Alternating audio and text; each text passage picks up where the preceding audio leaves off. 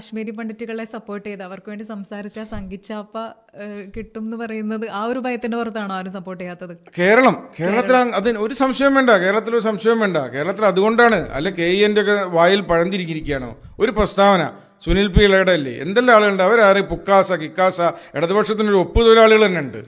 ഒരു സ്ഥിരമായി ടൈപ്പ് ചെയ്ത് വെച്ചിരിക്കുകയാണ്, അടിയിൽ വിഷയം എഴുതി ചേർത്താൽ മതി എന്നാണ് ഞങ്ങളൊക്കെ തമാശ പറയാറുള്ളത്. അപ്പോൾ ഇവരാരും എന്തുകൊണ്ടാണ് അങ്ങനെ പറയാത്തത്?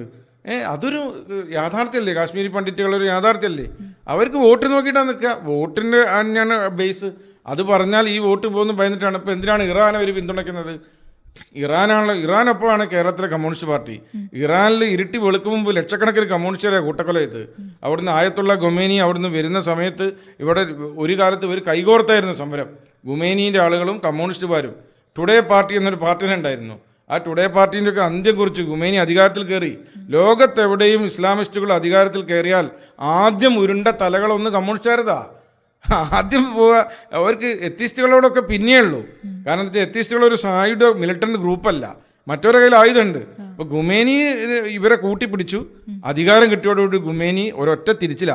കമ്മ്യൂണിസ്റ്റുകാരെ പുക കണ്ടിട്ടില്ല, ജയിലിലിട്ട് നരകിപ്പിച്ചാ കൊന്നത്. 2 ചോദ്യം, നീ വിശ്വാസിയാണോ അല്ലേ? വിശ്വാസി അല്ല എന്ന് പറഞ്ഞാൽ അപ്പ പിടിയുണ്ട. അങ്ങനെ കമ്മ്യൂണിസ്റ്റ് പാർട്ടീനെ തകർത്ത് കളഞ്ഞു ഖൊമേനി. ആ ഖൊമേനിയുടെ അനുയായി ഖമനേയി മരിച്ചപ്പോൾ ഇവിടെ സഖാക്കളാണ് തുള്ളുന്നത്. സ്വരാജ് പറയുന്നത് അവർ എന്ത് ചെയ്താലും തെറ്റല്ലാനുള്ള രീതിയിലൊക്കെയാണ്. ഇങ്ങനെയുള്ള ഒരു അവസ്ഥയാണ് കേരളത്തിൽ സംഭവിക്കുന്നത്. ഒരു വൃത്തികെട്ട രാഷ്ട്രീയം എന്നേ ഇതിനെ പറയാം. ഇത് മനുഷ്യന് വേണ്ടിയല്ല. നമ്മളെ സംബന്ധിച്ച് സ്വതന്ത്രരായ നമ്മളെ സംബന്ധിച്ച് ലോകത്തെവിടെയും മനുഷ്യൻ മരിക്കുമ്പോൾ നമ്മളെ കണ്ണു നിറയും. ഗാസയിലെ കുട്ടികൾ മരിച്ചുള്ള വാർത്തകൾ നമ്മളെ കണ്ണു നിറയും. ഗുജറാത്തിൽ ശൂലം കുത്തി നിൽക്കുമ്പോൾ നമുക്ക് വിഷമം വരും. അതുപോലെ തന്നെ കാശ്മീരിലെ പണ്ഡിറ്റുകൾ മരിച്ചു എന്ന് പറയുമ്പോൾ നമുക്ക് വിഷമം വരും. അവർ തിരിച്ചു വരുന്നു പറയുമ്പോൾ സന്തോഷം വരും. അതാണ് മാനവികത. നിങ്ങളുടെ മതം നോക്കി നിങ്ങളുടെ ജാതി നോക്കി മാത്രമേ നിങ്ങളെ കണ്ണ് നിറയൂ പറയുന്നത് പച്ച വർഗീയതയാണ്. അതാണ് കേരളത്തിൽ നടക്കുന്നത്. എന്നിട്ട് നമ്മൾ പ്രബുദ്ധ കേരളം എന്നൊരു പേരും ചാർത്തും.